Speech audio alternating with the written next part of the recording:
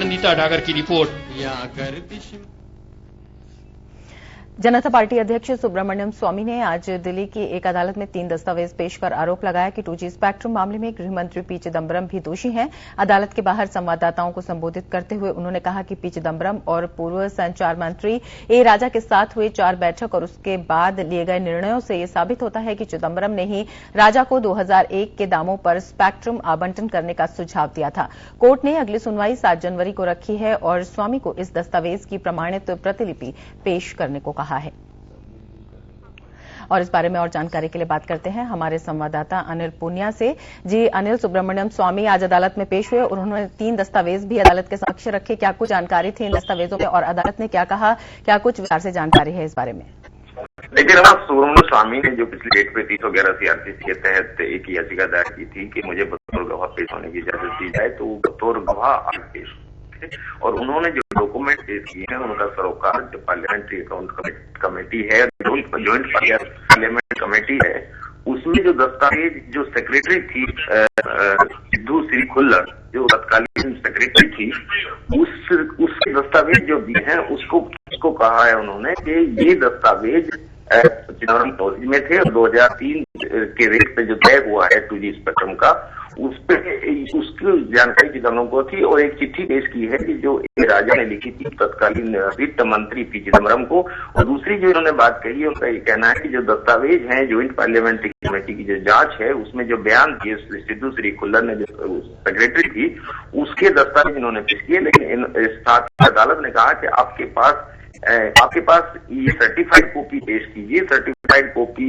जब तक पेश नहीं करेंगे, इसीलिए डेट दी गई है 7 जनवरी की। और दूसरी जो रिक्वेस्ट थी इसकी जो HAOS थी ज्वाइंट डायरेक्टर CBI और सिद्धू श्री खुल्लर, उनको बुलाने के लिए ये तभी तय होगा अगली सुनवाई पे जब सर्टिफाइड कॉपी जो है अदालत में पेश की जाएंगी और ये 7 जनवरी को आगे बयान दर्ज कराएंगे सुब्रमण्यम स्वामी का ये कहना है कि 2008 में जो कैबिनेट की बैठक हुई थी उसकी भी जानकारी थी और जो किस रेट पे ये बेचे जाए इसकी भी को जानकारी थी। तो देखा होगा कि 7 जनवरी को आगे के फर्दर क्या बयान देते हैं। जी अनिल, शुक्रिया पूरी जानकारी के लिए।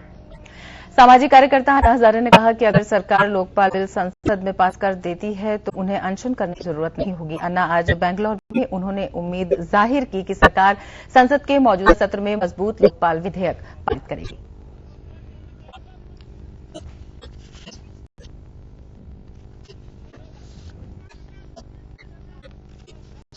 जो हम डिक्लेयर करता है हमारा एक्शन शुरू हो जाएगा 1 तक को नया साल में पूरे देश में जेल भरो आंदोलन।